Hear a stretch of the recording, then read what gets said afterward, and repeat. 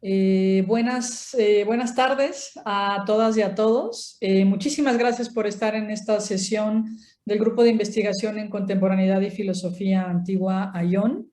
Que bueno, es un grupo que tiene ya pues varios años de trayectoria y que se ha desarrollado espléndidamente. Y bueno, pues el día de hoy tenemos a uno de nuestros más queridos amigos, un miembro muy antiguo y que de hecho lo conocimos pues desde hace bastante tiempo, cuando todavía era un doctorando y se unió a nuestro grupo con mucha alegría y con mucho entusiasmo. Entonces, bueno, pues nos da doblemente gusto el tenerlo por aquí. Como ustedes saben, el grupo de investigación AION se ha caracterizado por tener una idea muy clara al respecto de lo que deberíamos hacer en nuestro diálogo con los antiguos. Y pues precisamente pasa por el estar repensando todos los problemas de la contemporaneidad a la luz de la filosofía clásica. Entonces, bueno, este es un grupo muy diverso, muy heterogéneo, con gente de muchos lugares. Y me da mucho gusto que en esta ocasión tengamos al doctor Jesús René Flores Castellanos. Como les decía, un miembro muy antiguo y que, pues, que ha presentado siempre investigaciones muy interesantes. Y en esta ocasión, pues justamente será lo mismo. Les hago una muy breve introducción del doctor Jesús René Flores Castellanos. Solamente les puedo decir que, bueno, es licenciado en filosofía por la Universidad de La Salle, pero pues posteriormente decidió cambiar de universidad e hizo la maestría y el doctorado con nosotros en nuestro departamento de filosofía. Y pues muy recientemente, de hecho el año pasado, fue que finalizó muy brillantemente su doctorado con una investigación en torno a Platón y en torno al mundo de las formas.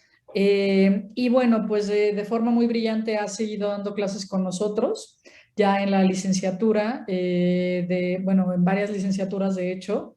Y también está ahora en el Tecnológico de Monterrey y también está, bueno, pues tú corrígeme si me equivoco, René, en el Casa Club Film.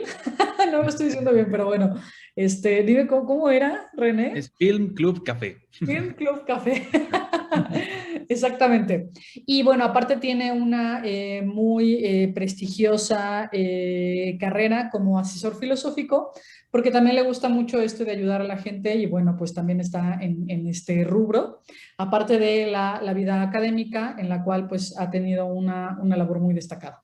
Entonces, bueno, no voy a hablar más de René, no voy a hablar más de su trayectoria, porque le da un poco de pena y no quiero decir más cosas porque su modestia nos lo impide.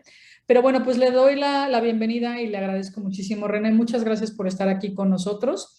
El día de hoy vamos a trabajar un tema súper interesante, que es esta idea de los ecos de la antigüedad en el cine de Stanley Kubrick, que precisamente, bueno, René lo va a decir más adelante, pero pues que está elaborando un libro al respecto de esto y que hoy nos va a compartir.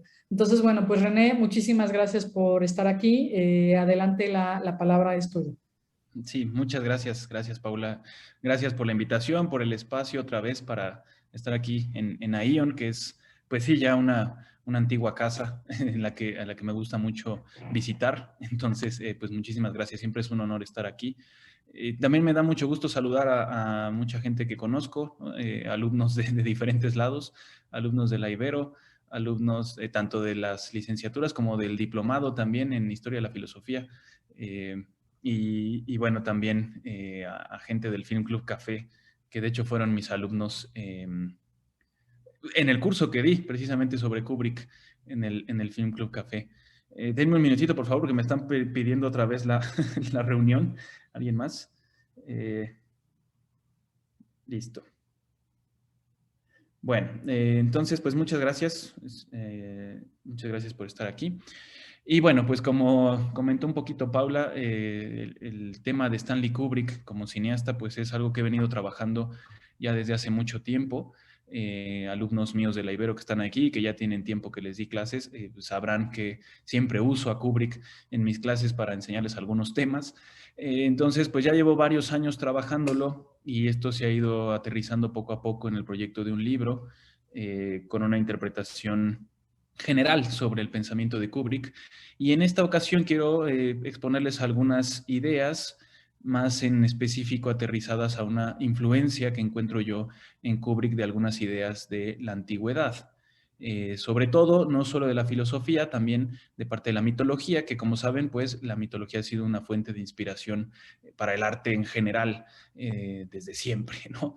Entonces, voy a abordar, Kubrick hizo 13 películas. Por supuesto que es tremendamente difícil abordar todo el panorama kubrickiano, aunque solo lo abordemos desde la arista de la antigüedad. En mi curso, por ejemplo, de Kubrick nos tardamos 3, 4 horas en cada película y aún así no las podemos agotar. Entonces, pues se imaginarán el problema que esto ocasiona. Entonces me voy a enfocar en algunas escenas nada más de algunas películas y la voy a aterrizar más a The Shining, que es la película que había puesto ahí que era importante que vieran un poquito. Entonces, bueno, voy a empezar un poco con una imagen de una película que se llama Killer's Kiss, El beso del asesino. Fue la segunda película que hizo Kubrick. No suele ser muy valorada por la crítica y efectivamente no es quizá la mejor película que tenga Kubrick, aunque aún así tiene unas cosas muy, muy buenas. Pero me gusta mucho la imagen porque nos expresa un poco la idea que quiero barajar en esta sesión. Es decir, esta idea que me parece a mí muy heredera de lo trágico, de la tragedia antigua, de que en la realidad lo que tenemos es una especie de encierro y una manipulación de fuerzas. Entonces, el contexto de esta escena es, bueno, este sujeto se está peleando con otro por una mujer, ¿no? Ya saben, la típica fórmula de siempre en las películas, se está peleando con otro sujeto por una mujer y entran a un almacén de donde hay diferentes maniquíes ahí. Pero a mí lo que me interesa es cómo se ven estas manos por encima, en un fondo oscuro, dando esta sensación de encierro que va a ser general en las películas de Kubrick. Hay una sensación de estar atrapados siendo manipulados o siendo esclavos de diferentes fuerzas que no comprendemos y que en este caso podemos ver representadas muy bien por estas manos encima, que casi podría ser una especie del titiritero, ¿no? Moviendo a este personaje que está debajo. Esto nada más como una imagen un poco introductoria.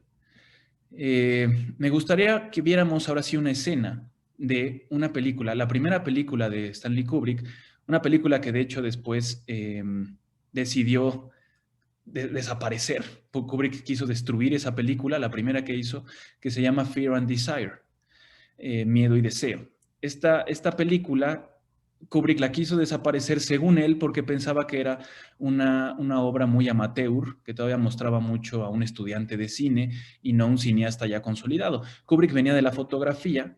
Kubrick antes de hacer películas había estado trabajando en una revista llamada Look, donde había hecho donde había realizado diferentes fotografías para algunos reportajes. En esta película sí se ve muchísimo la influencia todavía de la fotografía y todavía no es de darse cuenta de lo que es la esencia del cine y la narrativa propia del cine.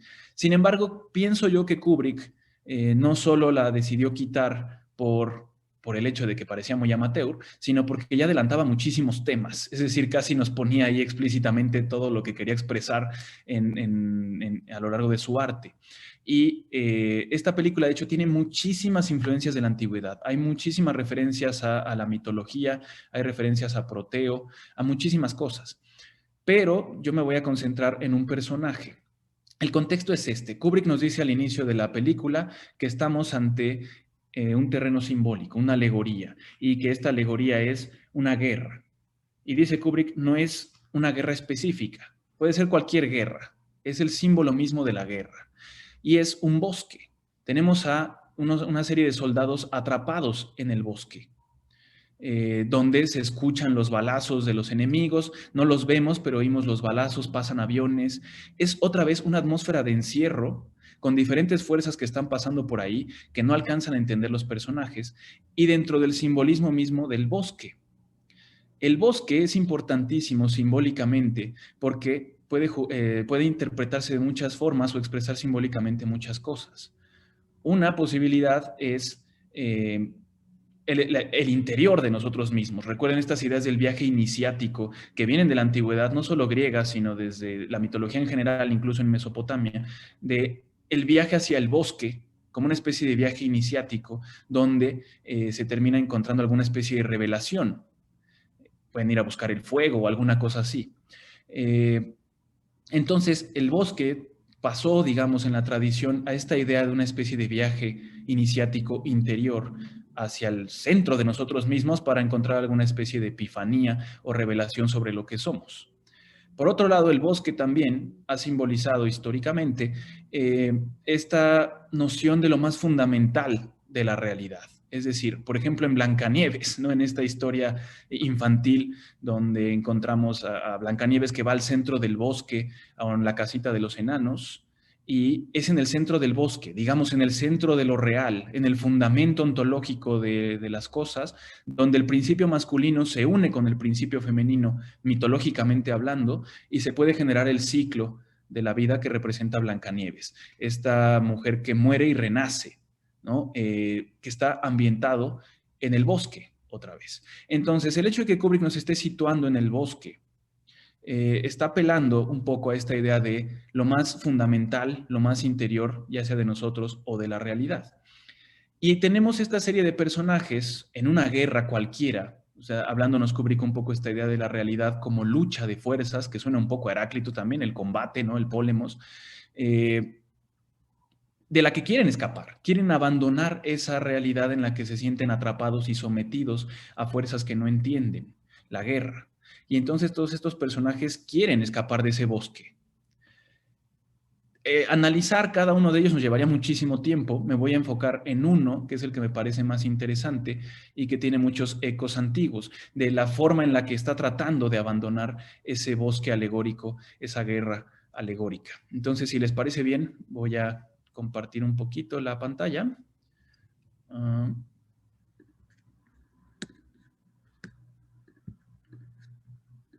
Ok, listo. ¿Se ve ahí todo? ¿Todos lo pueden ver? Sí. Muy bien, gracias. Esta es una escena entonces dentro de Fear and Desire, donde están estos soldados atrapados en ese bosque viendo cómo van a escapar y sucede esto. Déjenme nada más compartirles el audio, porque creo que no lo hice. Ok, ahí está.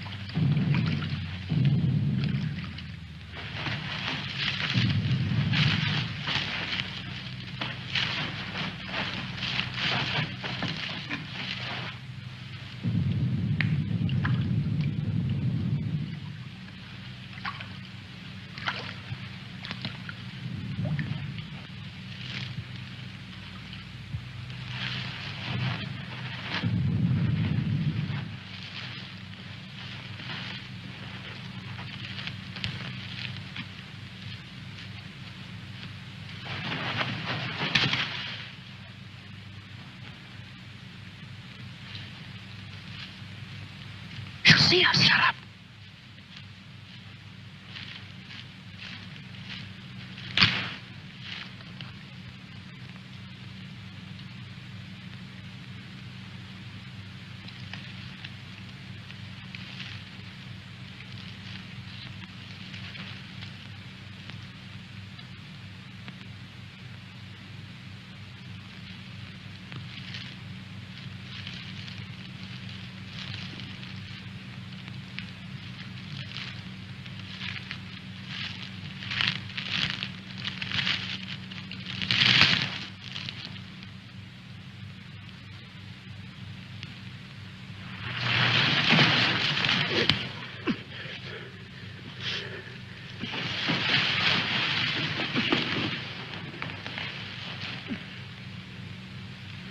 Don't be afraid.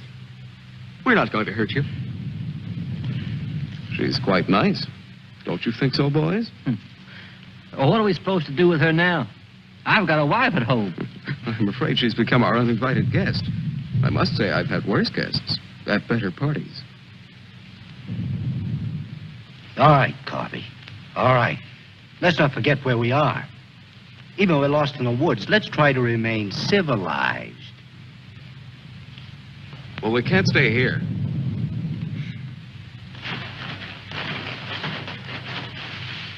Should we leave her fish here? Don't be funny.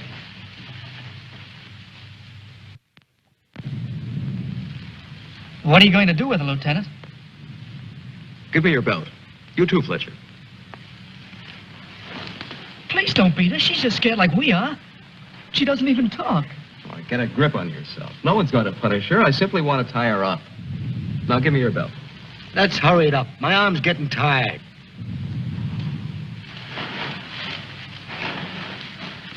Be careful not to hurt her.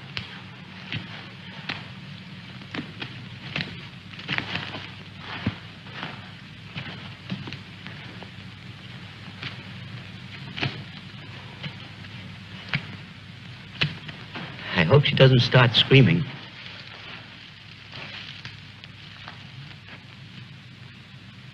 She's a pretty little thing. Why don't we just leave her here and get going?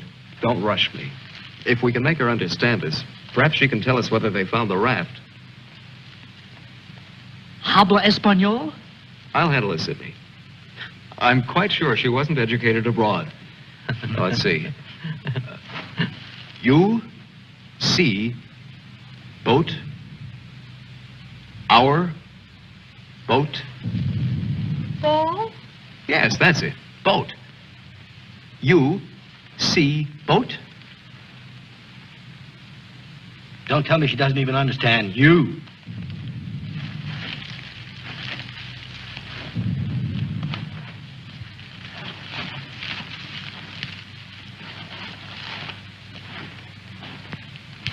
If she can't tell us anything, let's let her go. Sure, so she can run downstream to that command post and tip our hand. You kids and your ideas. Maybe she was going there in the first place. With the fish, you mean? Sure. A general gets what he wants for dinner, no matter what. If it's fish caught or... Bueno, voy a pararle aquí un poquito para... este personaje, el personaje en el que me quiero concentrar, es que por cuestiones de tiempo no podemos verlo completo esta parte, pero primero quiero que veamos cómo encontraron a estas mujeres.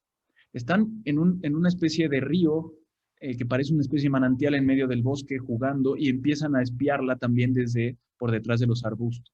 Esta es una imagen que tiene un eco inmediatamente con la antigüedad y con la mitología, que es cuando se espía a las ninfas mientras están jugando en el manantial y están ahí atrapando maripositas o en este caso peces, y están ellos atrás del arbusto contemplándolas. Esto es algo que ha sido muy reproducido incluso por pintores como Rubens, por ejemplo, el espiar a las ninfas mientras juegan. Ahora, este personaje que es el que está diciendo, déjenlas ir, si continuamos viendo la película, cosa que les recomiendo muchísimo, van a ver que la dejan a su cargo.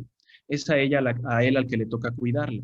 Este personaje es un personaje que sabe mucho de narraciones, de cuestiones de mitologías simbólicas, es decir, es un personaje muy ligado al arte. Y es muy interesante porque parece que aquí hay un simbolismo de este sujeto es el que está intentando lograr encontrarle solución a ese bosque a partir del arte y de la belleza representado por esta ninfa, musa, con la que se encontró en el bosque. Y entonces le empieza a contar diferentes historias, pero la ninfa no lo voltea a ver, nunca lo voltea a ver, siempre está evasiva. Y él está desesperado porque la ninfa lo vea, casi por recibir esta inspiración desde el arte y desde la belleza que le explique su propia identidad y le permita resolver el bosque. Este personaje termina, y esto sí lo vamos a ver, les voy a poner esa parte, termina matando a esta ninfa, es decir, podríamos decir en un plano simbólico, termina matando a la belleza porque no logra encontrar la solución por ahí, y al momento de hacerlo, tiene una especie de revelación trágica. Dentro de la tragedia griega, ¿no? Tenemos esta especie de conversión trágica, que es cuando los personajes se dan cuenta de todas las fuerzas que están alrededor y que no controlan y que están, digamos, desatadas, caóticas, que se han juntado en el kairos, en el momento oportuno, y que se han expresado en el momento trágico vivido por esta persona. Este personaje, una vez que no logra la visión, la contemplación de la ninfa que había atrapado ahí en el bosque, termina completamente loco, hablando de las diferentes fuerzas, empieza a decir que los árboles hablan, empieza a decir que los ve desnudos, empieza a hablar del mago, el mago como un símbolo también del devenir del universo, de las fuerzas que se desatan. ¿Por qué? Porque tuvo esta especie de conversión trágica en la que contempló las fuerzas desatadas, pero no logró resolver el bosque, no logró salir, sino se quedó completamente atrapado ahí. Es decir, es el peligro del arte, que decía un poco Nietzsche también, ¿no? Asomarse al abismo, el abismo te ve de regreso y de hecho puedes caer en el abismo. Entonces les voy a poner nada más el final de este personaje para que vean cómo termina una vez que no logra la conquista de esta ninfa. Déjenme, nada más veo.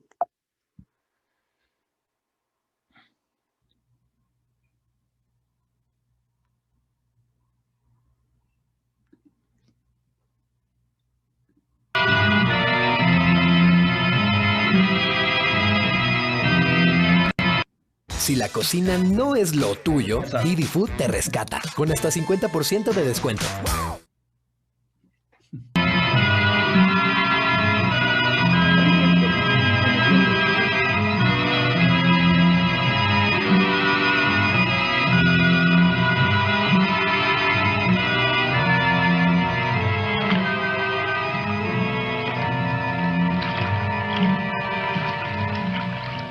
You going back?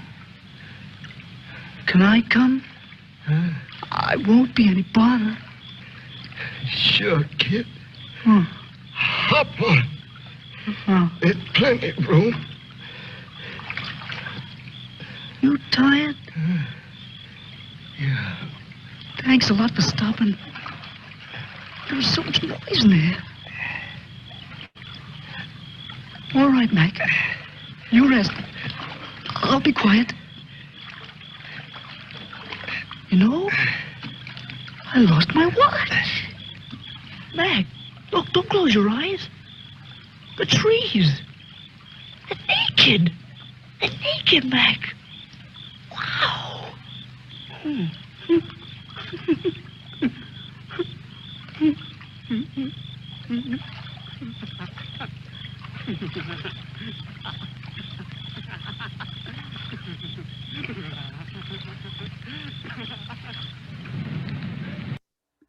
Ok, bueno, fuera de esa intromisión del capitalismo, ¿no? Tenemos entonces, podemos ver a este personaje que ya está, digamos, bañado por el río mismo, que es otro símbolo de estas fuerzas que están debajo en el devenir, el río, está completamente bañado y está diciendo que allá había mucho ruido, que los árboles están desnudos, que perdió el tiempo, perdió el reloj.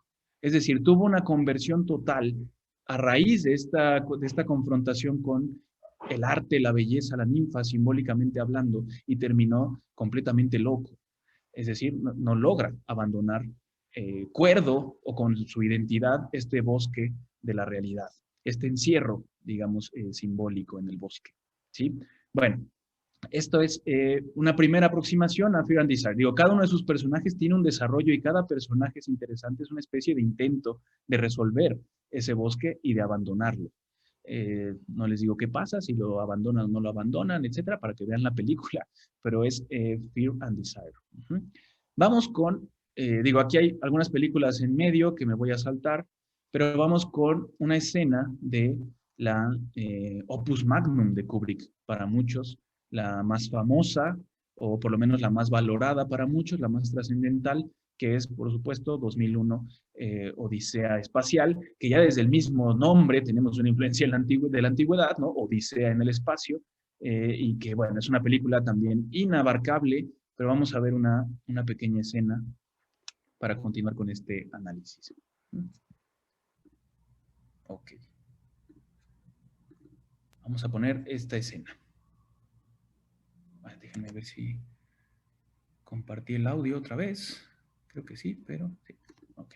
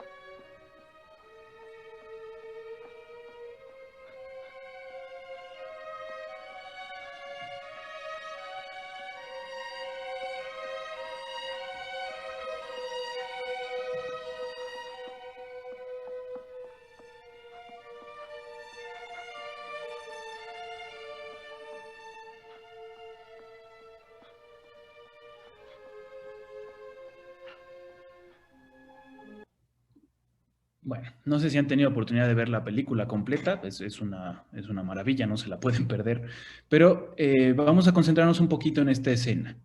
Digo, aparte de que al inicio, ¿no? En la nave espacial, que por cierto, pues hay que recordar que esta es una película de 1968, o sea, previa a Star Wars, ¿no? Y que los efectos son una cosa impresionante. De hecho, podemos ver hasta en las ventanitas de la nave espacial, podemos ver a la gente moviéndose. O sea, había proyecciones miniatura ahí sobre las ventanitas para que se pudiera ver esto, se tenía que encimar los negativos, etcétera. Es decir, el trabajo también de efectos especiales de esta película es una maravilla. Pero bueno, dicho eso, tenemos primero, por supuesto, una especie de referencia sexual con esta nave espacial que parece un espermatozoide. No sé si lo notaron, ¿no? Tiene toda la forma de un espermatozoide. Y al final, de hecho, como ustedes sabrán, los que han visto la película, va a haber una especie de fecundación donde va a aparecer un nuevo bebé cósmico. Está toda esta línea que podemos trazar sexual también en la película, pero ahorita me quiero concentrar más en el interior mismo de la nave, que por cierto se llama Endurance, ¿no? Y esto es muy interesante porque otra vez tenemos la sensación de encierro, pero ahora en un nivel circular. Que recordemos otra vez la mitología, y si estamos hablando del estar encerrados en determinadas fuerzas, la mitología también las postula como fuerzas recurrentes. Es el famoso eterno retorno, es la circularidad del tiempo, fuerzas que están recurriendo y recurriendo constantemente a lo largo de la historia. Y tenemos aquí entonces una sensación de encierro, donde estamos teniendo un movimiento circular. Y este personaje que está ejercitándose, boxeando dentro de la nave Endurance, ¿no? Sobrevivir ahí, permanecer, fortalecerse. Y el box, no es otro símbolo que el estar encerrados, otra vez, ahora una cuestión cuadrangular, pero tratando de defenderte, tratando de combatir dentro de ese encierro a tus oponentes. Entonces tenemos a este personaje, si se fijan, es interesante porque creo que Kubrick nos está poniendo gran parte de la condición humana aquí. Estamos encerrados en una serie de fuerzas recurrentes, una circularidad temporal, y al mismo tiempo estamos tratando de ejercitarnos, combatir, boxear dentro de ese encierro. Dentro del box tenemos estrategias, tenemos tácticas para tratar de vencer y de salir avantes, ¿no?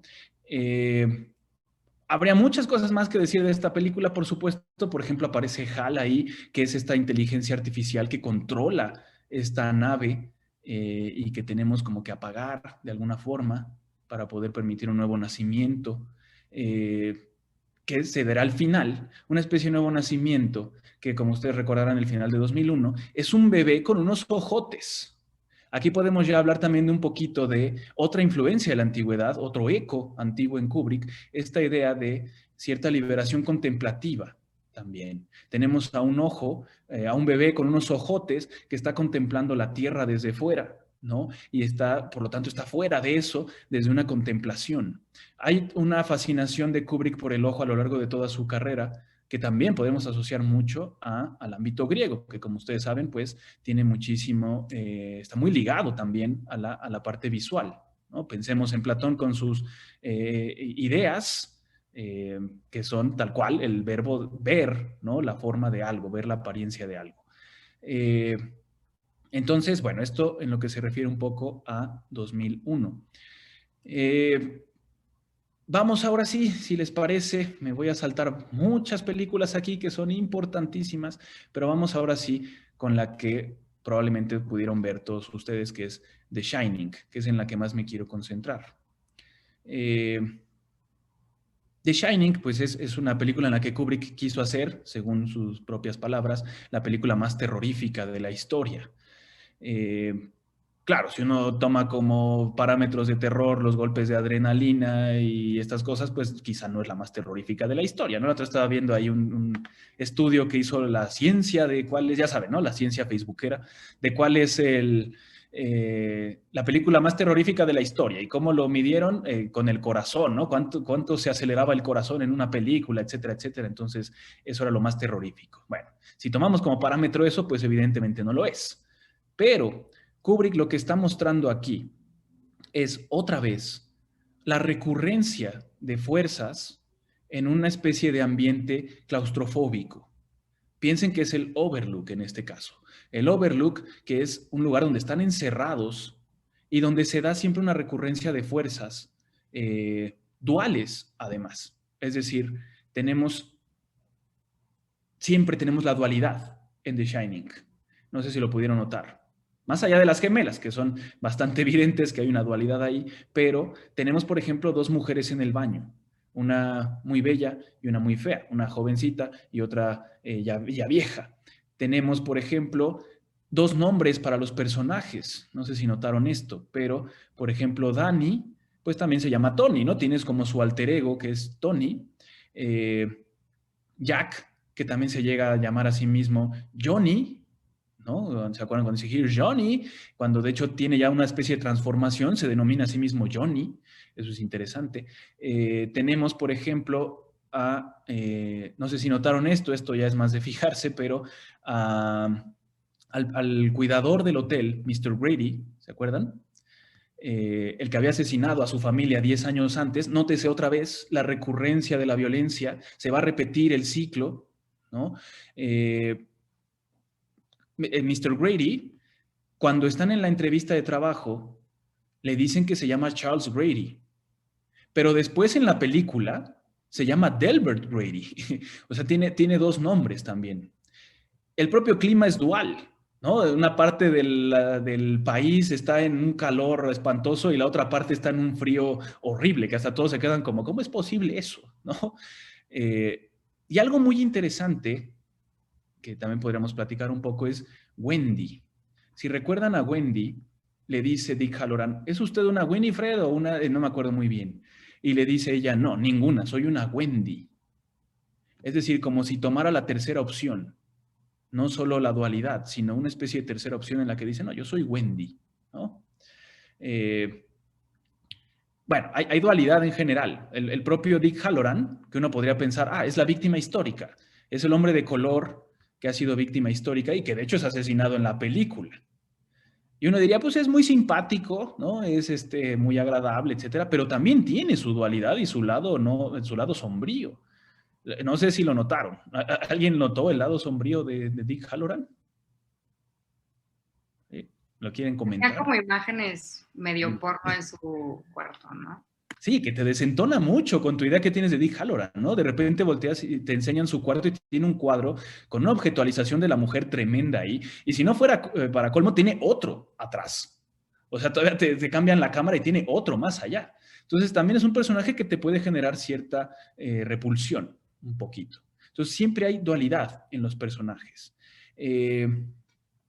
Ahora, ¿qué es lo que está mostrando Kubrick en The Shining? ¿Y por qué es tan terrorífica?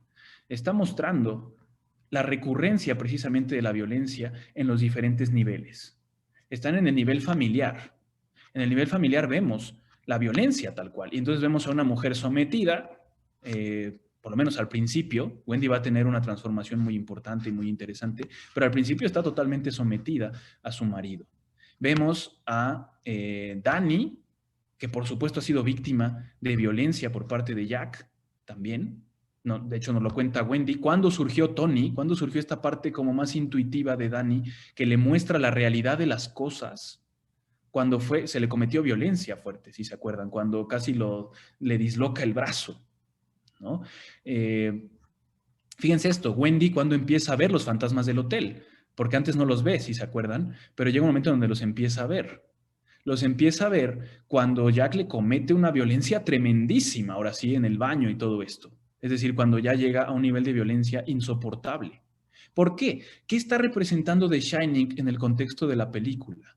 Este resplandor está representando la capacidad de ver las fuerzas recurrentes que están debajo, es decir, la violencia que está debajo. Porque el Overlook, como han señalado algunos estudiosos de Kubrick, esto no es mío, es una representación de Estados Unidos.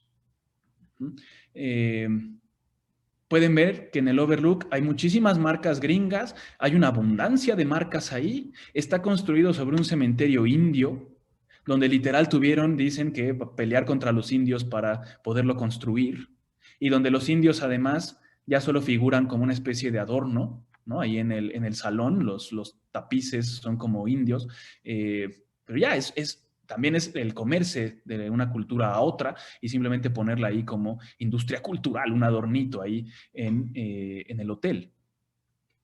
Ahora, The Shining entonces es la capacidad de ver eso, que debajo de todo lo que se ha construido así hay una recurrencia de la violencia.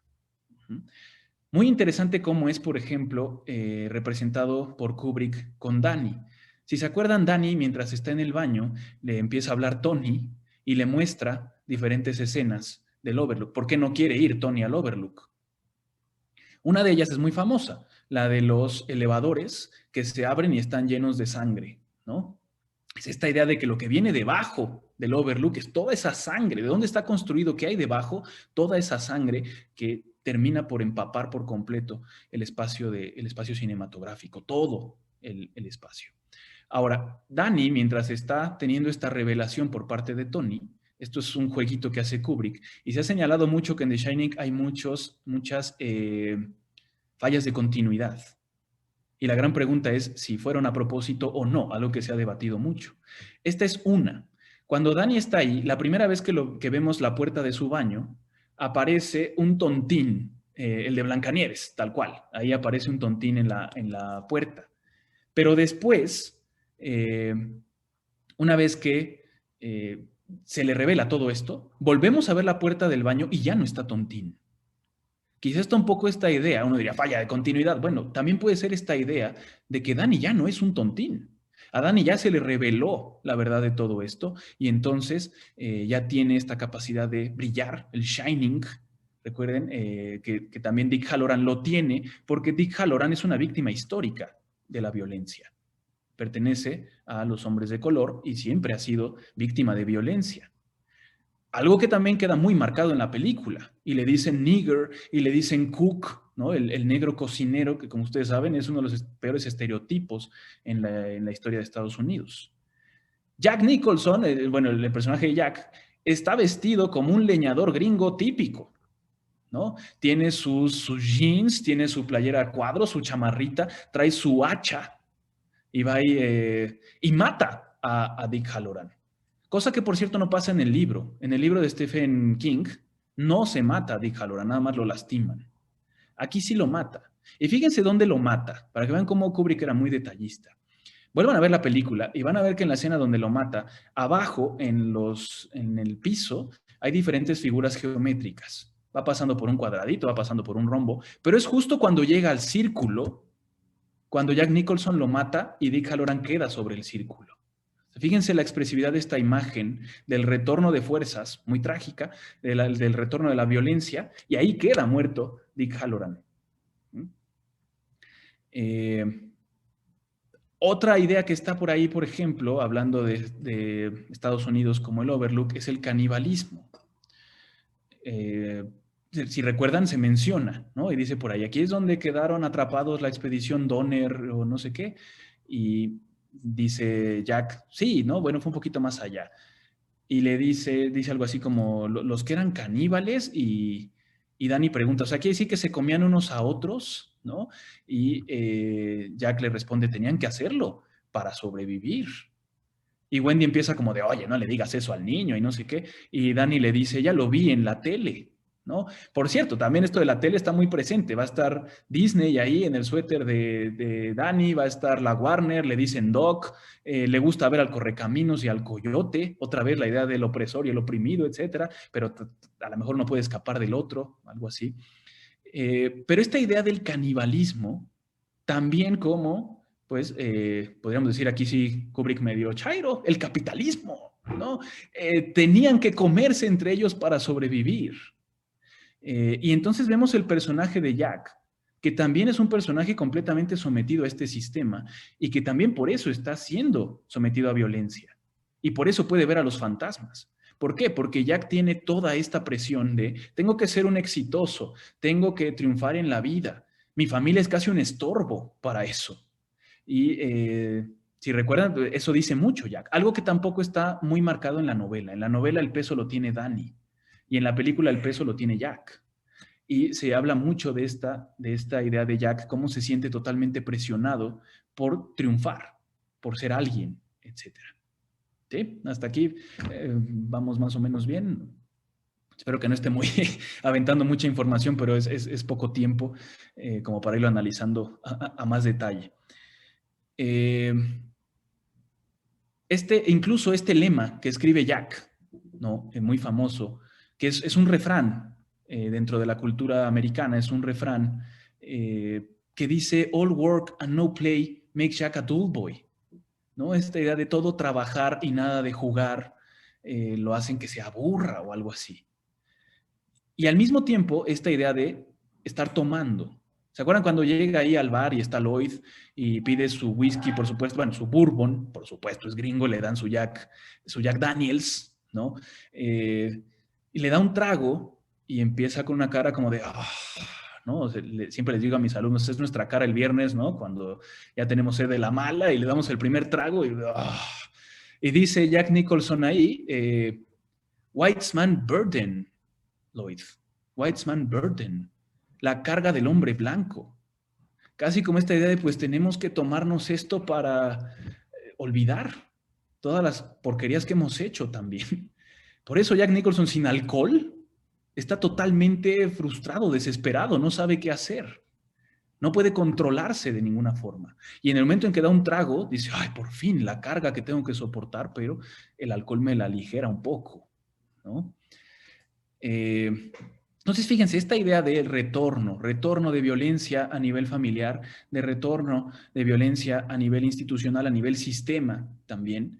Y no quiero decir que Kubrick sea solo, también Kubrick el Chairo otra vez. Va a haber referencia a otros sistemas dentro de la película. Por ejemplo, va a haber referencias al nazismo dentro de la misma película.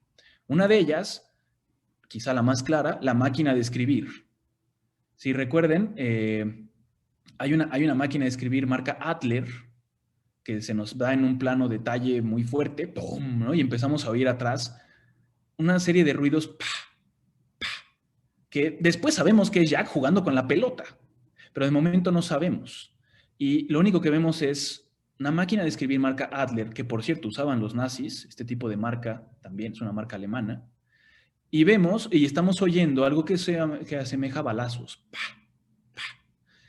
Cualquier historiador del nazismo inmediatamente va a asociar simbólicamente eso con el nazismo, con esta serie de listas, ¿no?, tristes, horribles, hacia los campos de concentración que se registraban en estas máquinas de escribir, y estamos oyendo los balazos del exterminio atrás.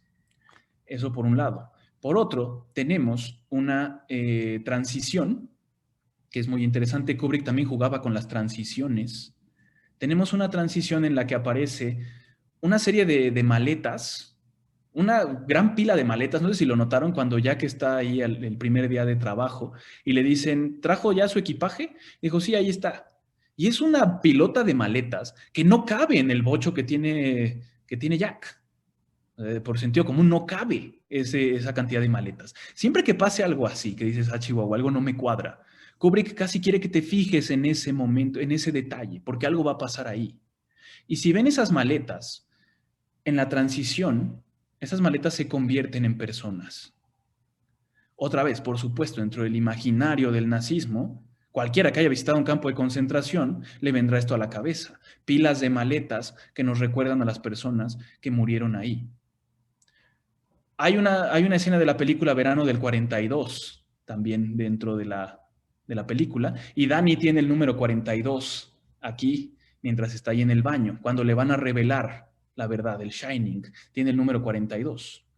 En 1942, como muchos de ustedes sabrán, se aprobó la horrible llamada solución final, el exterminio masivo de los judíos.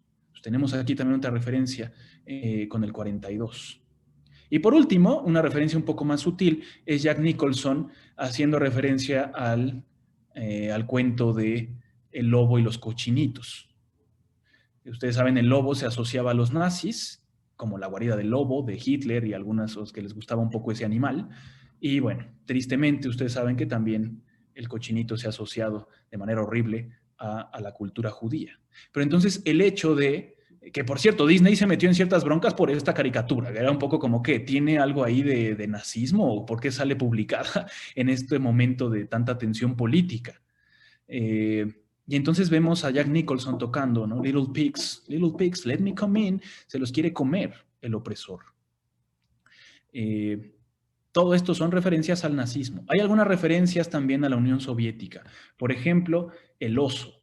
El oso era un animal muy apreciado por la Unión Soviética y aquí encontramos a esta escena rarísima, si se acuerdan, ¿no? Del oso haciendo una felación a un sujeto con su traje muy capitalista, muy gringo. Todavía seguimos un poco en el contexto de la Guerra Fría, todavía no termina cuando The Shining se publica, 1980, y hay una referencia a esto. Ahora, otra referencia posible de esta escena, digo, que es como, ¿qué onda con eso, no? Seguro todos se quedaron, ¿y esa escena qué demonios? Hay una explicación muy literal. Si ustedes leen The Shining de Stephen King, ahí va a decir Stephen King que al dueño del Overlook le gustaba subirse chavitos, vestirlos de perro y hacer cosas con ellos. Pero ahí dice perro, y aquí Kubrick nos pone un oso. Eso es interesante. También Danny va a aparecer, cuando lo está revisando la doctora, si se acuerdan, va a aparecer por encima de un osito. Se ha querido señalar que probablemente hay ciertas referencias a un abuso sexual por parte de Jack hacia Danny. De hecho, también, cuando Jack está leyendo ahí la revista el primer día de trabajo, cuando aparecen las maletas y eso, si ustedes hacen un acercamiento a la revista, ya hay gente que lo ha hecho, ¿no? Van a ver que es una revista que sí existe, o sea, que sí fue publicada. Es una revista para caballeros. O sea, otra vez, detalle raro. Es tu primer día de trabajo. Estás en un lobby público de un hotel y estás leyendo una revista porno. Está muy raro, ¿no? Entonces, algo quizá nos quiere señalar Kubrick ahí. Se dieron cuenta de que en la revista hay un artículo dedicado al incesto padre e hijo. Entonces, fíjense en estos detalles que pone Kubrick ahí. Recurrencia de la violencia a nivel familiar, a nivel social, a nivel diferentes sistemas. Sí, hasta aquí, más o menos. Estoy haciendo todo rapidísimo, porque digo, también, por ejemplo, está el Gold Room, que nos recuerda un poco la fiebre del oro, ¿no? La fiebre del oro en Estados Unidos. Hay muchísimas referencias que seguro si la vuelven a ver van a ir encontrando más y más. El bat de béisbol de Wendy, que además de ser algo fálico, ¿no? En esta idea del símbolo de poder, que por fin toma Wendy y con eso le da un trancazo a Jack y le genera una herida en el pie, o sea, le merma su fuerza, le quita un poco de energía. También es, por supuesto, un símbolo de Estados Unidos y su cultura beisbolera, ¿no? Bueno, hay mucha idea también como de limpiar todo esto. Hay muchos carteles que dicen lávese las manos, muchos carteles que dicen la salida está por acá. Wendy y Danny, si se acuerdan cómo juegan cuando van hacia el laberinto, dicen el último en llegar limpia toda América. Tenemos también otra transición. Se ve el Overlook y hace una transición a un sujeto que trae un trapeador y lo está limpiando. Vuelvan a ver y lo van a encontrar, ¿no? Está como limpiando el hotel. O sea, esta idea de como que tenemos que limpiar toda esta violencia. Pero antes de llegar también a eso, quiero irme ahora sí al quizá el mayor eco de la antigüedad que seguramente notaron dentro de la película y que es el laberinto mismo. Objeto que, por cierto, no está en la novela de Stephen King. Hay que aclararlo porque esto es muy importante. Fue una introducción de Stanley Kubrick a la película. Lo que hay en la novela de Stephen King, que es una serie de arbustos con forma de animal que cambian de forma. Entonces está ahí un leoncito así y luego tú te volteas, lo vuelves a ver y ya tiene la boca abierta, cosas así. O sea, Kubrick lo tachó eso ahí en su copia de Shining, esta basura que, y puso ahí laberinto. Entonces, interesantísimo esta idea de laberinto que, como saben, pues por supuesto viene de la antigüedad. ¿Cómo interpretar esto del laberinto? A mí se me hace muy interesante la idea de, en el laberinto, primero es por fuera del Overlook, es decir, nos vamos a un plano un poco más abstracto, un plano un poco más ontológico. Es el plano de la historia y del tiempo mismo, este laberinto. Y en este laberinto lo que tenemos es el pasado, Jack, tratando de devorar, tratando de comer o tratando de matar al presente y al futuro que es Danny. Es decir, tratando de repetir el ciclo de violencia que había ocurrido hace 10 años. Y entonces ahí va, persiguiéndolo. Quiere volverse a comer a su hijo. Dani, representación de este presente futuro, de otra posibilidad. ¿Cómo logra escapar de Jack, de este pasado que lo quiere matar? Va para atrás, ¿no? Regresa sobre sus propios pasos. Una primera cosa que hay que decir de esto es que los indios hacían esto. Esto era una técnica india de escape de sus perseguidores americanos, ¿no? Bueno, de lo que ahora son los americanos, perseguidores ingleses en esa época. Pero también podremos interpretarlo simbólicamente como reflexionar precisamente sobre lo que hemos hecho, volver sobre nuestros pasos, y entonces sí podremos engañar a ese pasado de alguna forma, comprenderlo y engañarlo, y dejarlo congelado ahí en el laberinto. ¿Cómo termina Jack? Termina completamente congelado ahí. Claro, hay una interpretación psicoanalítica de la muerte simbólica del padre, ¿no? Que los que conocen un poco a Freud verán esto también. La idea del padre que quiere aniquilar al hijo en el sentido de que quiere quitarle su identidad y entonces tenemos que matarlo simbólicamente para recuperar la identidad. Esa puede ser otra forma de entenderlo. Pero bueno, si lo entendemos desde el punto de vista del tiempo, del laberinto temporal de la historia, pues podemos ver esta idea de cómo poder abandonar ese pasado violento volviendo sobre nuestros pasos. Y entonces Dani logra salir, se encuentra con Wendy, que Wendy, por cierto, ya es una nueva mujer que confrontó a su marido, ¿no? Por fin lo confrontó para defender a su hijo, y entonces se pueden ir juntos a una nueva posibilidad temporal, digámoslo así, dejando a Jack ahí congelado, a ese pasado ya inerte y con los ojos completamente vacíos, los ojos que ya no ven nada. Bueno, ¿sí? ¿Cómo ven esto más o menos hasta aquí? ¿Alguien quiere comentar algo o preguntar algo? Nótese que al principio de la película nos volvemos a encontrar el bosque. ¿Se acuerdan? Las primeras escenas de la película, donde escuchamos esta canción que es muy famosa de The Shining, ¿no? Quizás la canción más famosa de The Shining, tan, tan, tan, tan, tan, ¿no? Esta. Vamos viendo un bosque, una montaña y un lago. Todos estos son símbolos profundamente mitológicos. El bosque, la montaña, el manantial, el lago, son de los grandes, digamos, paradigmas mitológicos. Sí, el Dies Irae, ahorita platicaré un poquito de eso. Gracias, Patricio. Entonces, encontramos el bosque, la montaña, el manantial. Todo esto nos está diciendo que Kubrick, otra vez, como en Fear and Desire, va a hablar de lo más fundamental, de las fuerzas más fundamentales de lo real. Y estamos escuchando el Dies Irae, es decir, el Día de la Ira, una variación del Día de la Ira, compuesta por Walter Carlos. Antes Wendy Carlos, que también había compuesto la música de Naranja Mecánica. Cuando era Wendy Carlos, después se sometió a una operación de cambio de sexo y se convirtió en Wendy Carlos y compuso esta canción de The Shining. El Dies Irae, como muchos de ustedes sabrán, pues precisamente nos hace referencia a la teología del Día de la Ira. Que es el Día de la Ira, el día en el que Dios vendrá, ¿no? De acuerdo a la teología cristiana, católica, etcétera, vendrá a ajustar la cuerda, dice San Agustín, a eliminar el pecado de la naturaleza humana, ¿no? Eliminar el pecado original y llegar al estado de gracia total. No quiere decir que Kubrick haya sido católico, pero sí pienso que lo que está diciendo, las relaciones de Kubrick con Dios son una cosa muy extraña. Oficialmente era ateo, pero tiene una dialéctica muy interesante con Dios en sus películas, que sería tema de otro curso y de otra plática.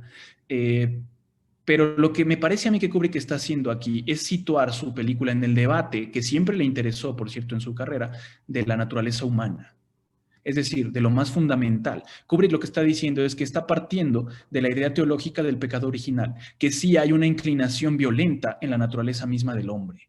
Y entonces estamos viendo el bosque, la montaña, y estamos oyendo el Dies Irae. Estamos oyendo esta parte de la teología del pecado original.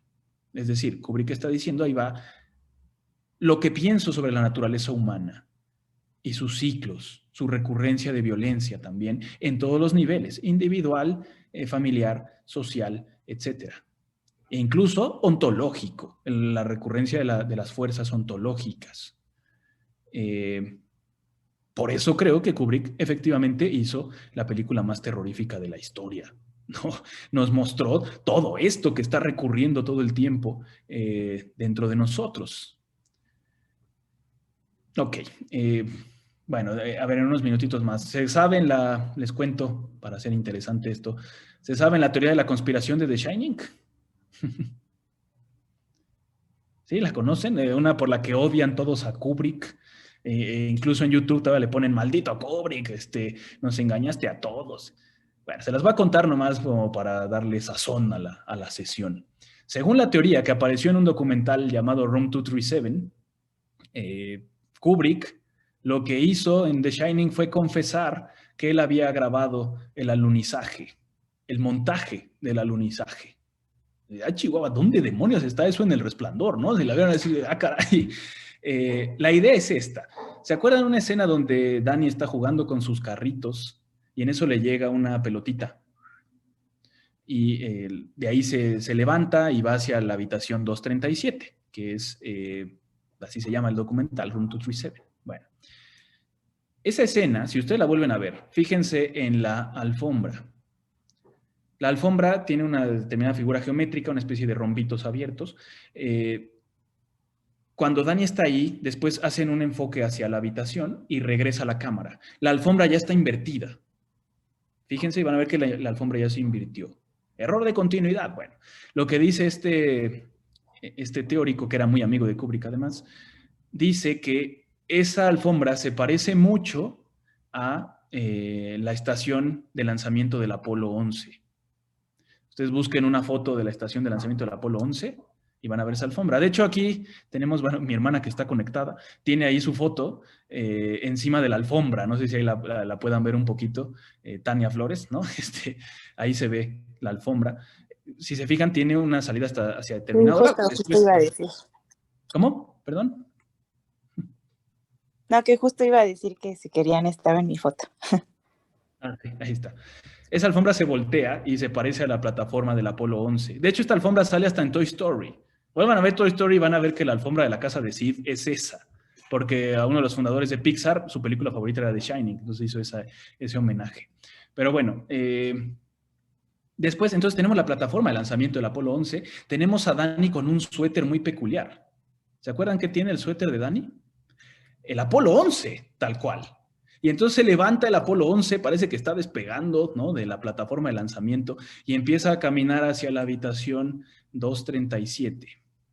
En la novela, la habitación no es la 237, es la 217.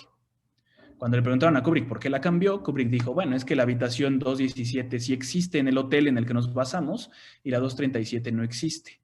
Entonces la gente no se va a querer quedar en la 217, por eso lo cambiamos. ¿En serio? Yo creo que al revés. La gente hubiera ido a pedir la 217 por el morbo y la emoción de estar en esa habitación. Pero bueno, según el que defiende esta teoría, dice, en esa época se enseñaba que la distancia de la Tierra a la Luna es de 237,000 kilómetros. Entonces, fíjense en esto.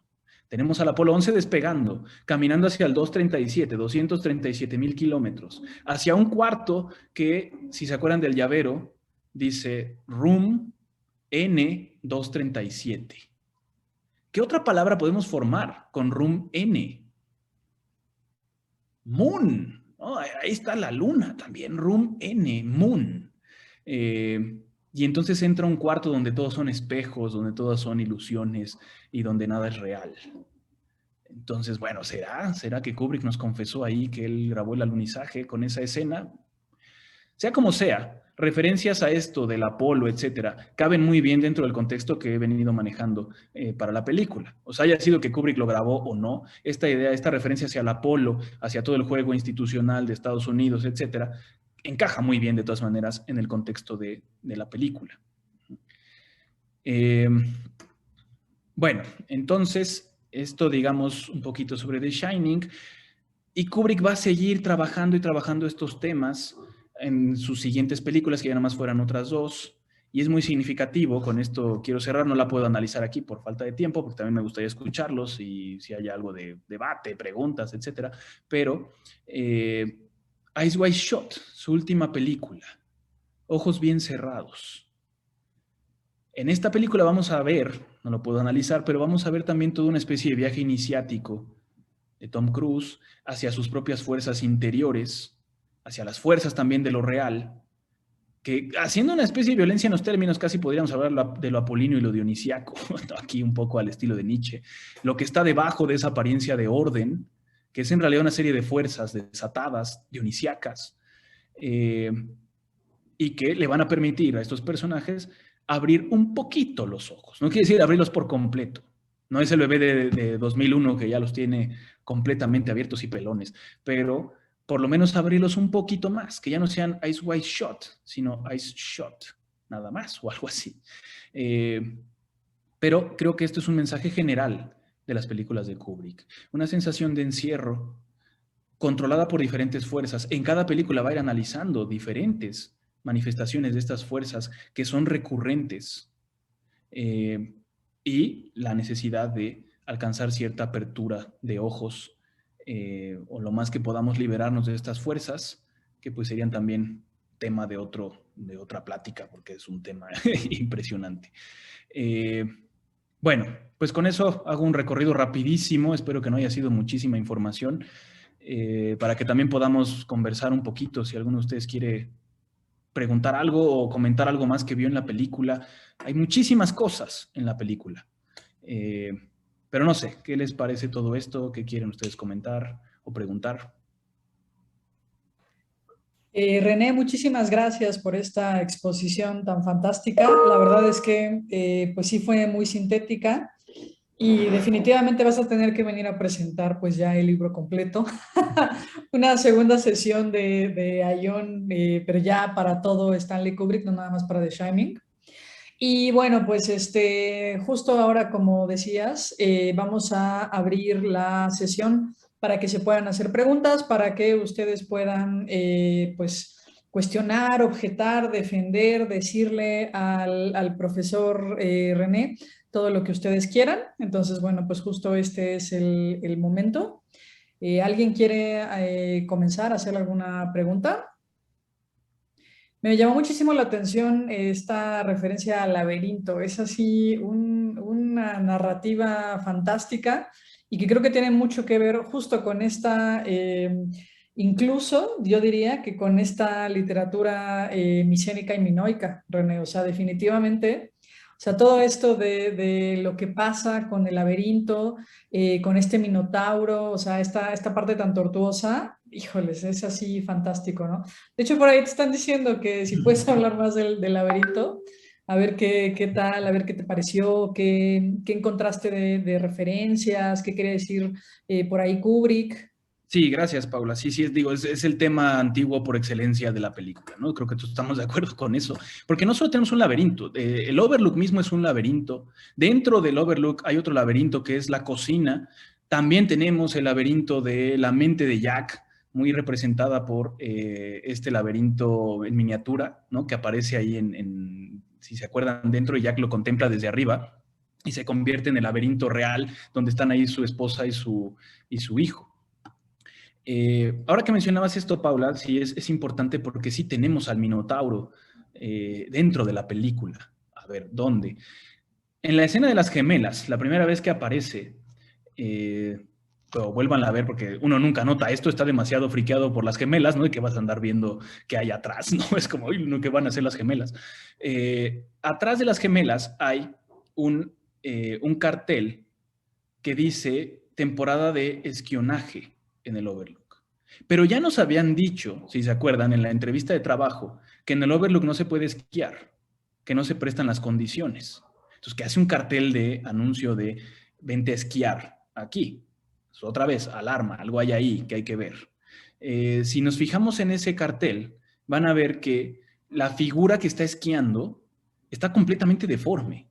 Tiene unas patitas y tiene un cuerpazo, así gigantesco, y unas patitas que además están dobladas. O sea, son las patas del Minotauro. Vuelvan a ver y van a ver que tiene las patas ahí.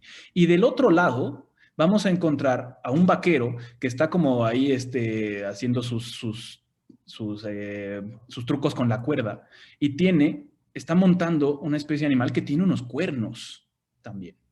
Entonces, si juntamos aquí estas patas y estos cuernos, vamos a encontrar un poquito, hay una referencia al Minotauro. Ahora, el propio Jack Nicholson, una vez que le lastimaron la pierna, fíjense cómo empieza a caminar. Empieza a caminar un poco encorvando las piernas, las rodillas. O sea, empieza a simular un poco la postura del Minotauro mientras va caminando así, ¿no? Entonces tenemos al Minotauro ahí dentro del laberinto. La idea, me parece a mí también, es que Kubrick está asociando toda esta bestialidad que hay de nosotros con el pasado violento también. Es lo que tenemos que dejar ahí. O sea, a lo mejor Kubrick por eso siempre le decían, tú eres un maldito pesimista que ves a la humanidad de una manera muy fea. Y Kubrick decía, a ver, eso es una parte de la humanidad. Pero no quiere decir que nomás piense que sea eso. O no quiere decir que no piense que tenga cierta posibilidad. Esa parte bestial, violenta, es la que tenemos que dejar congelada en el laberinto. Porque ustedes saben, una forma de interpretar el laberinto también es que si no logras resolver tu propio laberinto, tu bestialidad te va a devorar. Vas a ser mitad bestia, mitad hombre y ya no un hombre, digámoslo así. Por ejemplo, esto también se ve reflejado en el mito de la Esfinge. La Esfinge que, como recordarán, ¿no? La Esfinge griega, se aparecía a los caminantes y les planteaba un enigma. La Esfinge, que también es mitad animal, mitad hombre, mitad bestia, mitad hombre, y se les aparecía a los caminantes y les planteaba un enigma.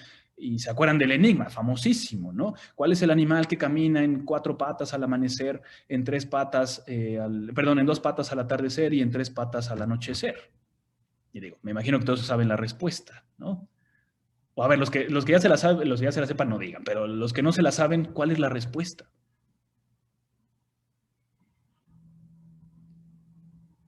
¿No?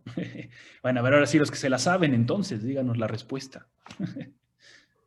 El humano. Muy bien, el humano, ¿por qué? Pues en 4, porque cuando es bebé gatea, que sería el amanecer. El atardecer, cuando es adulto, camina en 2 piernas. Y el anochecer, que es la vejez, pues en 3, porque usa un bastón. Muy bien, ¿no? Entonces, ¿qué es lo que está planteando la Esfinge? La pregunta por el ser humano. Si no logramos responder la pregunta por el ser humano, nos devorará.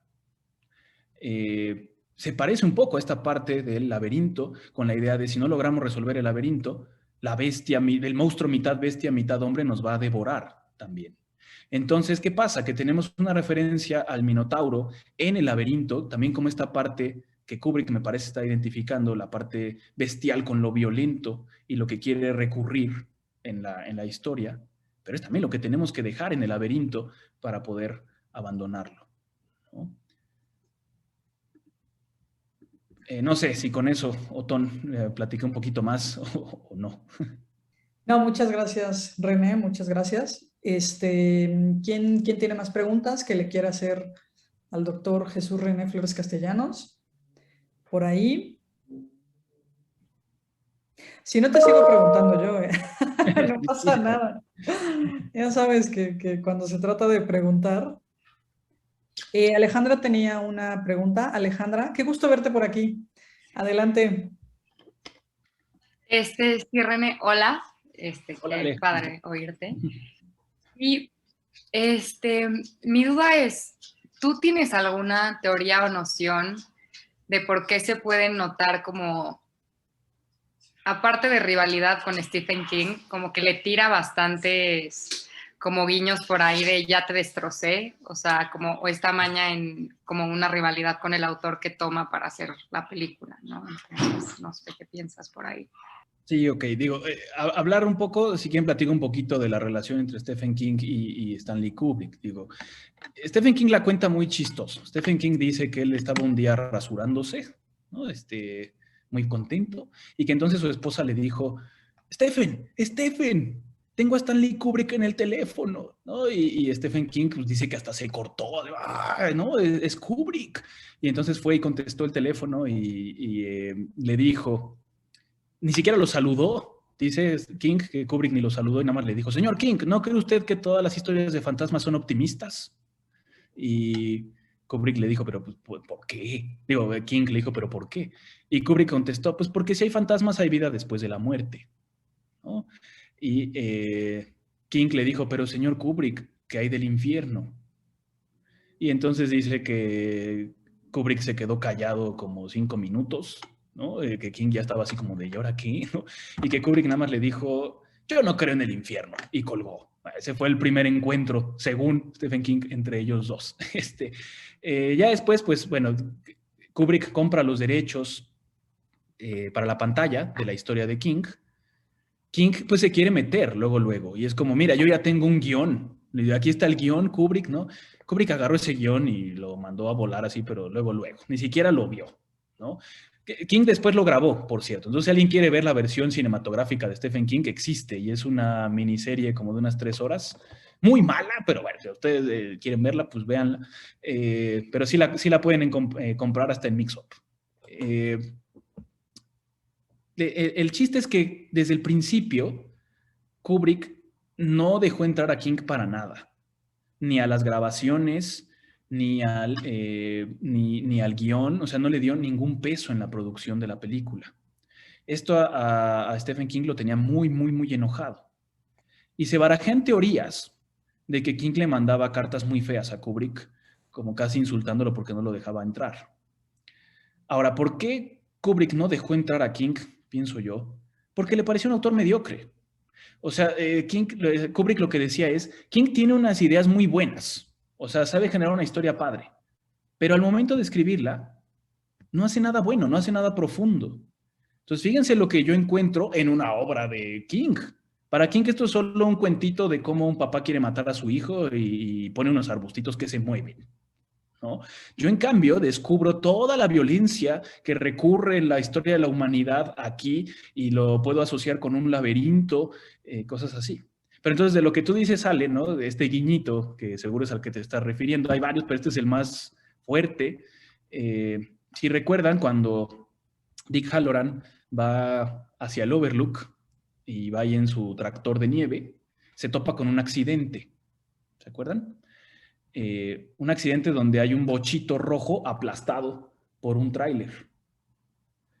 Si recuerdan, Jack también tiene un bocho, pero es un bocho amarillo, ¿no? En la novela, el bocho de Jack es rojo.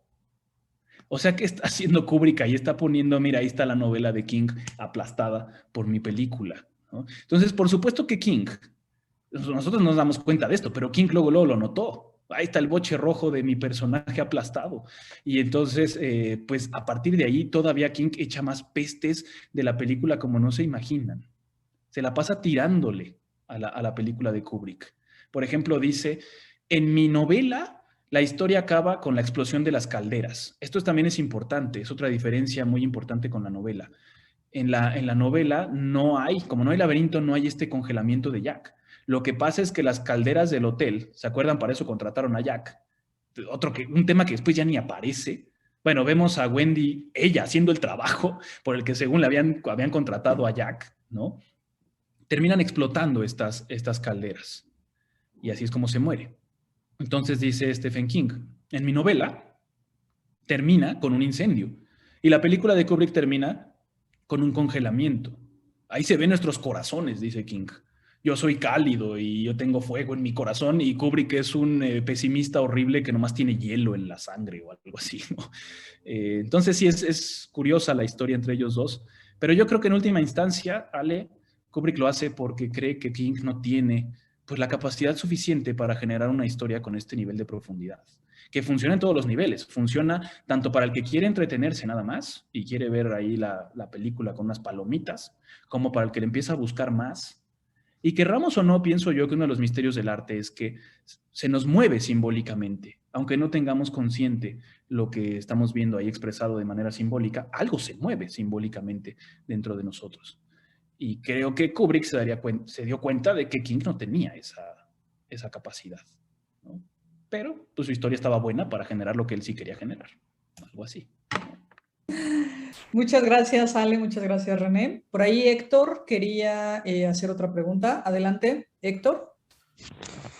Sí, me pareció muy interesante esto de que los fantasmas anuncian una vida después de la muerte, porque entonces podríamos interpretar que en la película no hay fantasmas, que todo sería en realidad una alucinación de Jack, o sí podríamos asumir que quiere poner fantasmas. Eso como que lo de los fantasmas auguran una vida después de la muerte y ver fantasmas en la película, pues como que me chocó y me pareció muy interesante. Me gustaría si pudiera ahondar más en eso. Claro, es una muy buena pregunta, Héctor, y algo que ha generado debate también entre los, ¿cómo llamarse? Kubrickianos, no sé, kubricólogos. ¿Hay o no fantasmas en el Overlook? Hay quien ha barajado que no, que todo es una ilusión de los personajes, que todo es mental. Hay quien ha dicho que sí, que son fantasmas que existen ahí en el Overlook y seguirán existiendo. El gran argumento para decir que sí hay es quién sacó a Jack de la alacena. Si se acuerdan, ahí ya hubo una intervención física, porque Jack está atrapado con seguro y alguien lo libera, que parece ser Delbert Grady. Los que defienden que no hay fantasmas dicen que en realidad fue Danny, que Danny ya tenía planeado todo esto para poderse liberar de su papá y que fue él el que abrió la misma alacena. O sea, de Kubrick no tiene idea de cómo se han barajado teorías. O sea, en mi tesis doctoral, se imaginan, tuve que leer muchísimo para Platón. Dije, bueno, Kubrick será un poquito más. No, está tan bien. Todas las escenas han sido analizadas por mayor. Entonces, bueno, encontrar algo ahí nuevecillo también cuesta trabajo, pero es muy, muy enriquecedor. Hay otra posibilidad, Héctor, que a mí es la que se me hace más interesante, y es la que menciona Diane Johnson, que fue la co-guionista. Diane Johnson, una profesora de literatura gótica, ayudó a Kubrick a hacer el guión. Y Diane Johnson decía, puede ser que los fantasmas sí sean una creación de los personajes, pero que ahora sean una fuerza física. O sea, fueron generados por los mismos personajes, pero tienen fuerza física. Y esto se me hace interesantísimo, no solo dentro del contexto de la historia, sino dentro de la interpretación que hemos venido trabajando aquí. Porque la idea es que estas fuerzas pasadas, lo que ha ocurrido en el pasado, pues no es que esté vivo como tal, pero nosotros lo traemos a la vida. Es decir, nosotros recuperamos lo que parece ser pasado. Entonces sí, el pasado tiene fuerza sobre nosotros porque nosotros mismos lo provocamos también.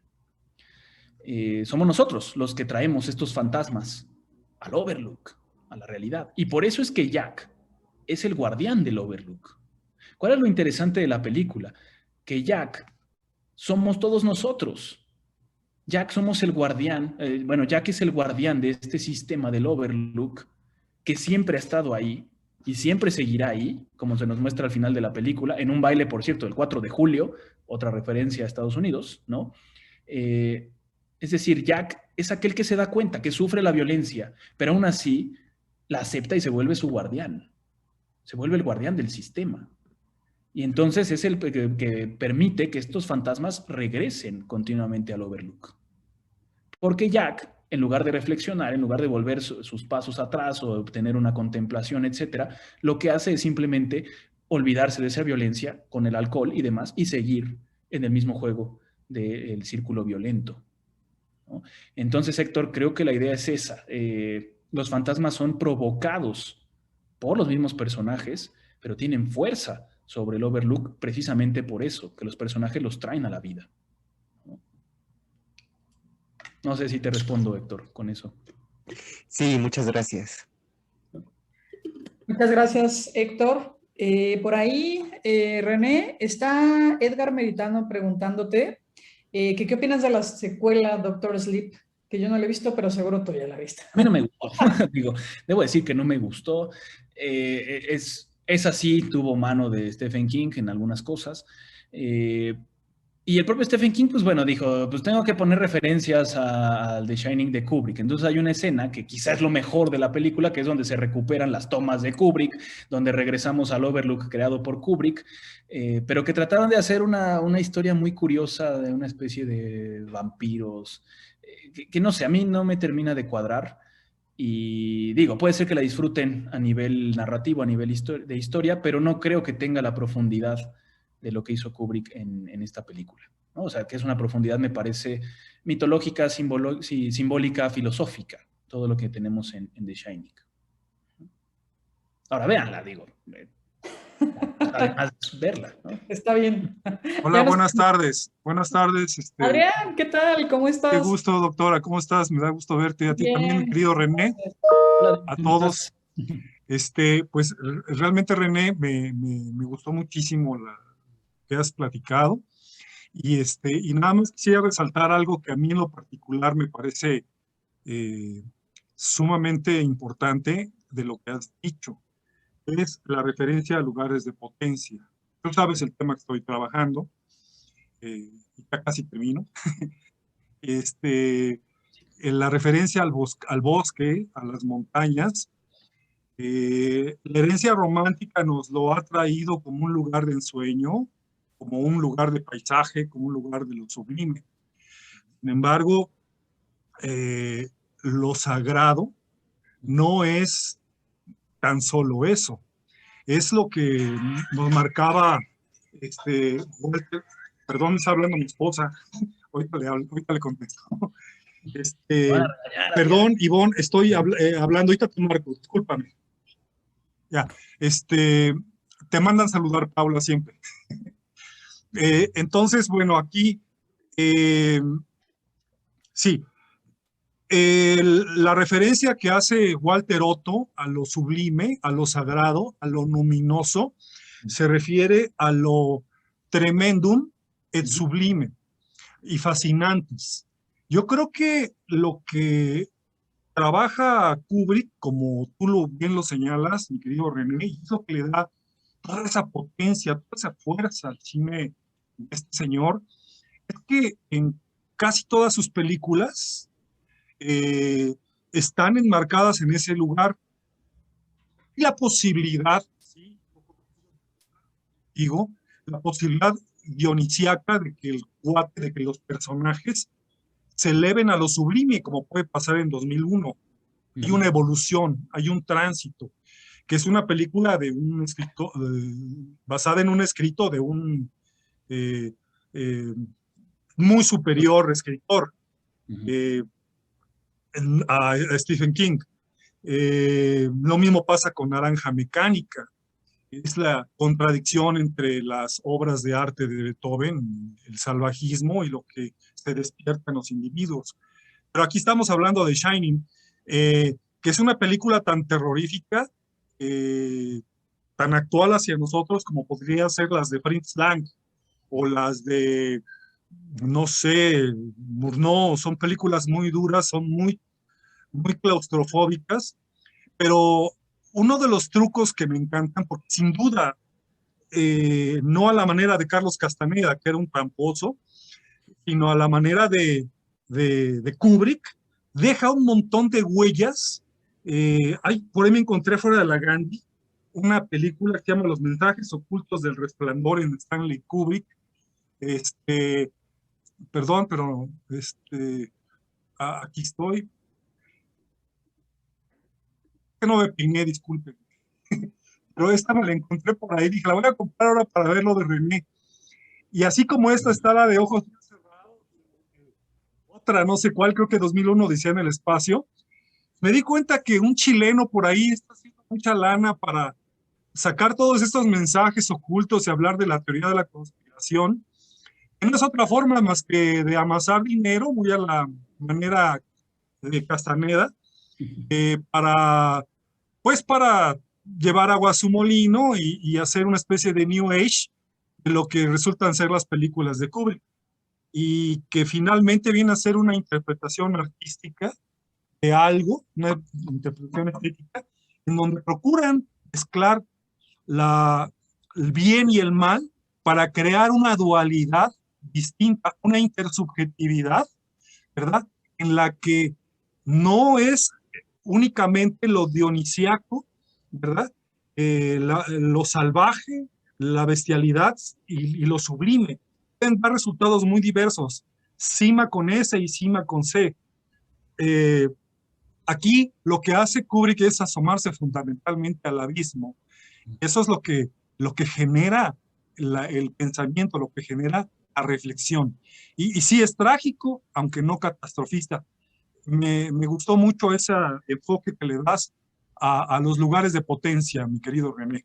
Aunque eso no lo vi en sus últimas películas, no lo vi mucho en Ojos Bien Cerrados, pero en las demás sí creo que existe muy fuerte. En Naranja Mecánica, cuando existe la escena de la violación, aquella mujer y enfrente de su esposo, están en una casa en medio del bosque. En fin, podemos hablar muchísimo de eso. René, doctor Jesús René Flores Castellanos, es un honor estar oyéndote. Gracias.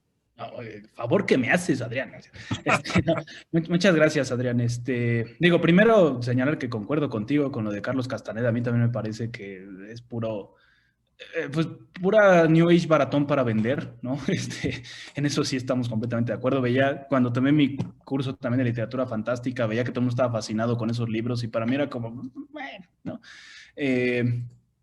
Perdón, René, que te interrumpa. Hay un libro que me acaba de llegar a antier, lo compré, me llegó de España, y aquí habla de toda la historia y de cómo los suicidios y de toda la lana que se hizo con este señor. Okay. Perdón, el comercial. Sí. No, gracias, Adrián. Pues sí, digo, efectivamente, creo que tú lo mencionaste, no, yo no lo estuve mencionando, pero es el concepto que quizá estuvo girando en torno a todo esto y también estuvo girando en torno a Kubrick, lo sagrado, las fuerzas últimas que fundamentan el todo en un ámbito de realidad otro, pero que explica una conexión con este mundo. Me dices que no los encuentras en las últimas películas, Adrián. Pues mira, Full Metal Jacket está ambientada también en el bosque, en la selva, y es una guerra. Y Eyes Wide Shut está ambientada en el sueño. Es el ámbito onírico, que también es por excelencia uno de los lugares donde, uno de los topos donde se manifiestan estas fuerzas sublimes, estas fuerzas sagradas. Efectivamente, bueno, ya se nos fue Paula, pero bueno. Lo sagrado mismo va a estar expresado incluso por Kubrick en el monolito de 2001, que como lo puedes ver ahí, no es una... por ejemplo, en la novela de Clarke, que por cierto no la escribió antes, la escribió durante el rodaje. No es que haya existido primero la novela y luego se basó Kubrick. Se juntó Kubrick con Clarke, empezaron a hacer el guión y después Clarke sacó una novela. Pero Clarke en la novela pone al monolito de manera transparente y muy luminosa. Y podemos ver que Kubrick lo pone oscuro, no pasa para nada la luz, ¿no? Entonces su idea de lo sagrado tampoco es tan, como tú lo dices, todo es poético, bello, etcétera, etcétera.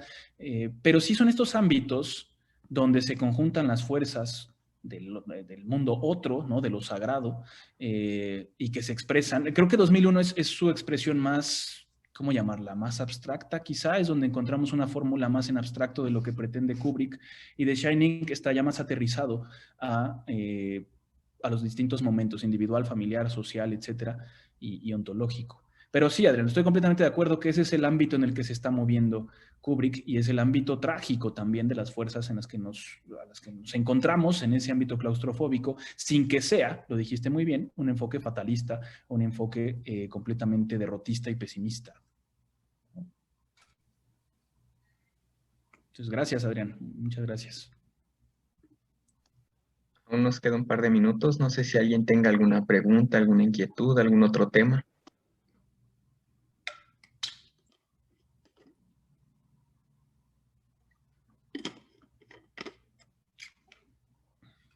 No hay más. Pero aprovechando entonces un poquito, perdón por tomar así la palabra, pero aprovechando entonces un poquito, me gustaría hacer un par de comerciales, ya que tengo aquí gente de todos lados, ¿no? Adelante. Muchas gracias, Daniel. Para las personas que no pertenecen a ION y que vienen del Film Club Café, pues hacerles el anuncio de que se incorporen, si pueden seguir las redes sociales de ION, que es un grupo de investigación en filosofía antigua. Esta plática fue una, ¿no? de ellas, pero constantemente hay presentaciones de investigadores sobre la antigüedad, sobre la filosofía, etcétera, que siempre son muy, muy interesantes y como pudieron ver aquí generan mucha discusión muy buena. Entonces, anuncio para los que no conocían a ION, búsquenlos en las redes sociales de Facebook, ¿no? Y síganlos para enterarse de las pláticas que van a seguir ocurriendo. Y anuncio para los miembros de ION o para mis alumnos de la Ibero, etcétera, pues no dejen también de conocer el Film Club Café. que es un cineclub que, además de que, digo, esto está en el norte de la ciudad, entonces si alguien vive por el norte, sabe que por acá no tenemos muchas oportunidades de este tipo, un lugar donde podamos tener exposiciones culturales o algo parecido a la Cineteca, algo así. Lo que tenemos de este lado de la ciudad, en las torres de satélite, es el Film Club Café, que les recomiendo muchísimo, está ahí justo en las torres de satélite. Pero si no viven por acá, el Film Club Café otorga cursos en línea sobre cine. Cursos además muy, muy, muy buenos.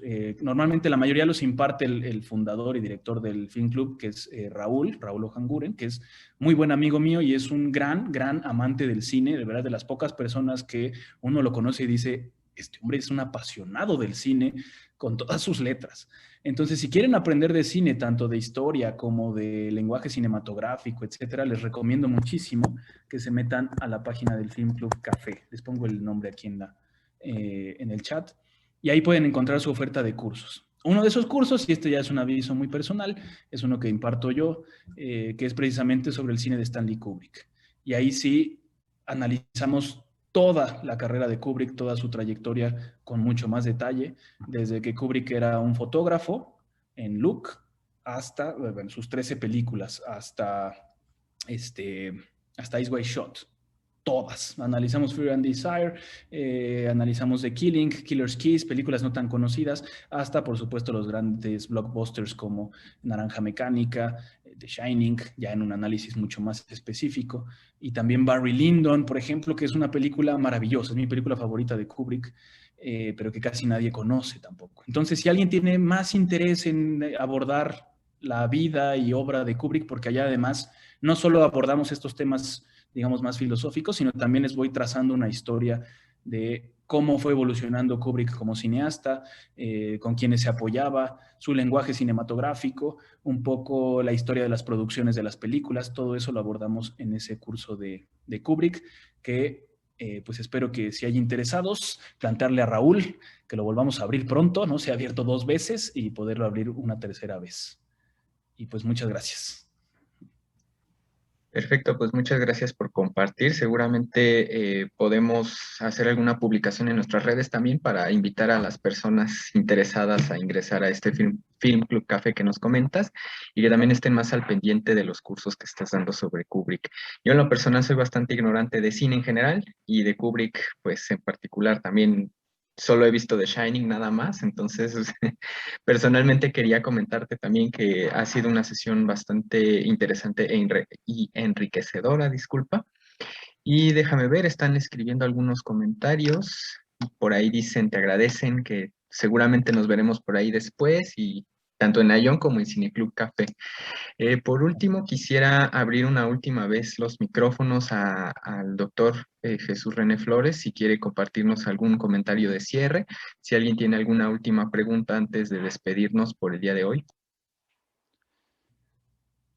Digo, si no hay preguntas, me gustaría hacer un último comentario, que es como normalmente cierro mis clases sobre The Shining, que es esta idea de, se ha señalado mucho, como les decía, que hay muchos errores de continuidad en The Shining.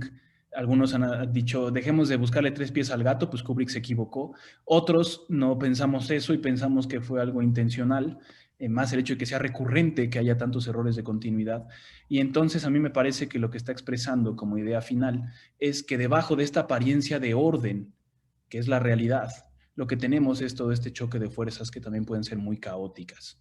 Entonces, parece que todo es muy armónico, muy bello. Cuando vemos el Overlook por primera vez, decimos, wow, ¿no? ¡Qué hotel! Y poco a poco nos vamos dando cuenta de que hay un caos ahí, que no se siguen las reglas lógicas, etc. Y entonces quería terminar con una frase de Borges, que como ustedes saben, Borges también tiene muchísima influencia de la antigüedad y de este tema del laberinto, etcétera, etcétera.